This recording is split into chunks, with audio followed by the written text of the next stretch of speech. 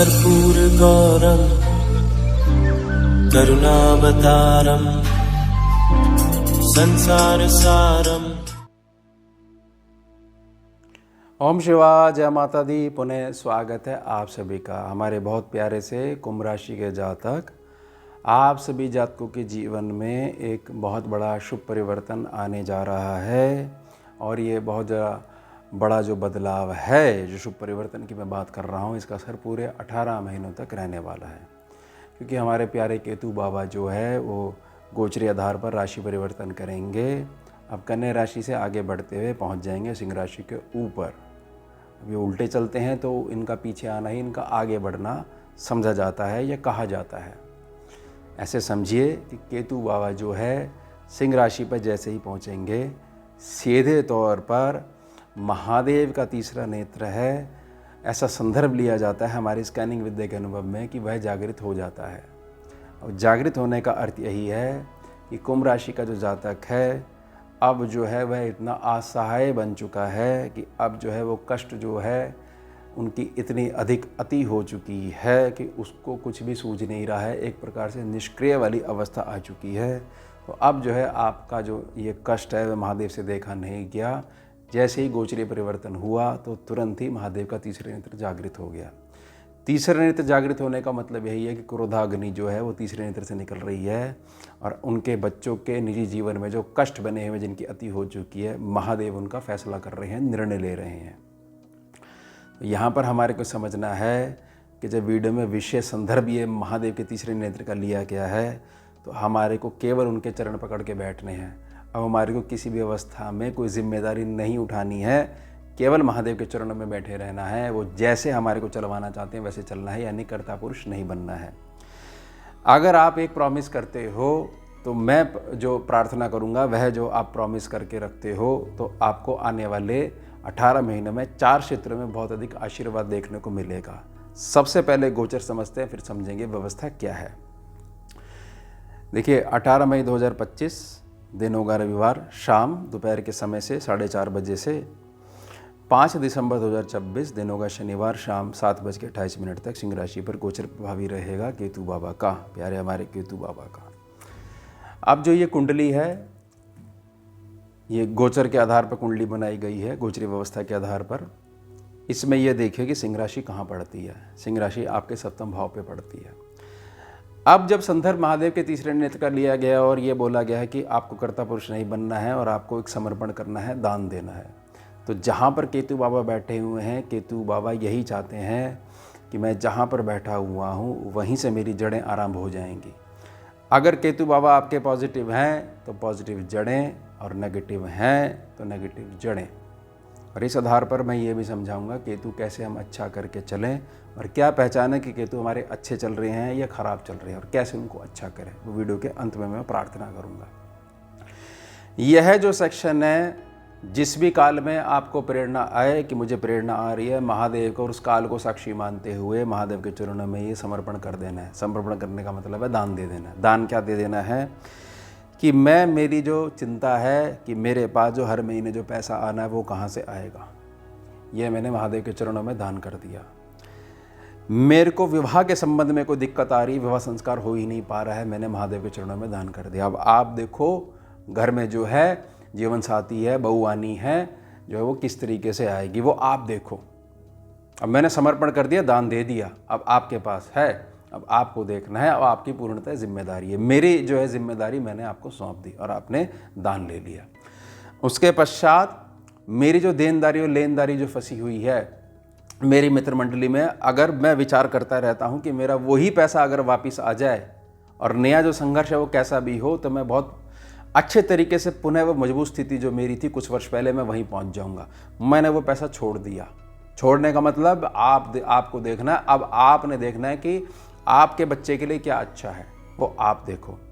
साथ ही साथ मेरी जो व्यापारिक कुशलता है उसके साथ साथ जो मैं पॉलिटिक्स का शिकार हो जाता हूँ, समाज में हो जाता हूँ, व्यापारिक क्षेत्र में हो जाता हूँ और मेरे पास कोई भी मार्ग नहीं बचता है, केवल मेरे को दुख ही वहाँ से मिलता है, वो भी मैंने जो है मार्ग आपके चरणों में दान कर दिया।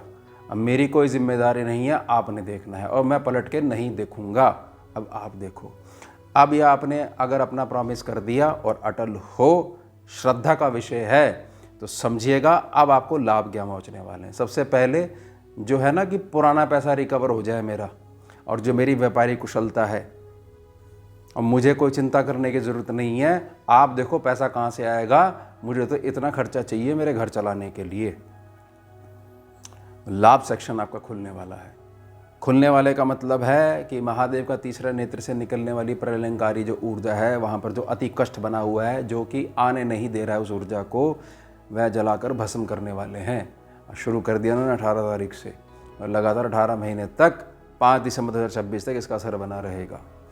हर प्रकार से जिस तरीके से आपको दबाया गया है, आपको अपने लाभ से दूर रखा गया है, नहीं तो आप कहीं के कहीं पहुंच जाते। अगर वो स्पीड ब्रेकर नहीं आए होते तो रोड बिल्कुल समतल कर देगी महादेव का तीसरा नेत्र। उसके पश्चात समझिए कि अब एक नया आपका जन्म होने वाला है 18 मई से, और आपकी पूरी पर्सनैलिटी बदलने वाली है। सोचने समझने का, चलने उठने का, बैठने का, खाने पीने का तरीका बदलने वाला है। बहुत ज़्यादा प्रोफेशनल होने वाले हो आप। समझ जाइए बदलाव आने वाले हैं। अब अड़िएगा मत कि नहीं बदलाव आ रहा, नहीं मैं पुरानी रूढ़िवादी जो मेरी परंपरा है मैं उसमें जुड़ा रहूँगा ना, ऐसी गलती मत करिएगा। साथ ही साथ समझिए कि अब जो है आपकी जहाँ पर मंजिल है, वहाँ पर जो आपके कदम चलने चाहिए थे, आपके पैर चलने चाहिए थे, तो वो निजी आधार पर यात्राएं शुरू होने वाली हैं, और एक नया सर्कल आपका बनने वाला है। और जो नया सर्कल बनेगा, इसमें जो आपके भाई बंधुत्व आपकी जो मेहनत के आधार पर जो बनाओगे, अपने रिश्ते जो कमाओगे, यहाँ से अब आपको धोखा नहीं मिलेगा। जब इतनी बात हो जाएगी तो जो आपका छठा सेक्शन है कर्ज बीमारी शत्रुता वाला, वह भी बहुत अच्छे से शांत कर देगी महादेव की तीसरे नेत्र की जो आत्मज्योति है, प्रलयंकारी जो ज्योति है, और शांत कर देगी। शांत करने का मतलब ये है कि जहाँ से मेरा पैसा अटका हुआ है वह रिलीज़ होगा। जो मेरी देनदारी बनती है, एक प्रकार से मेरे पास कोई जवाब नहीं होता है, मैंने ऐसी कभी कल्पना नहीं करी थी मुझे ये दिन देखने पड़ेंगे, वह भी शांत होंगे। साथ ही साथ मैं जो अपने शरीर से ही परेशान हूँ, ये मेरा ठीक हो तो मैं जाके कुछ कर पाऊँ, तो वह भी स्वास्थ्य की दृष्टि से भी यह जो स्वास्थ्य वाला पक्ष है ये मजबूत रहने वाला है।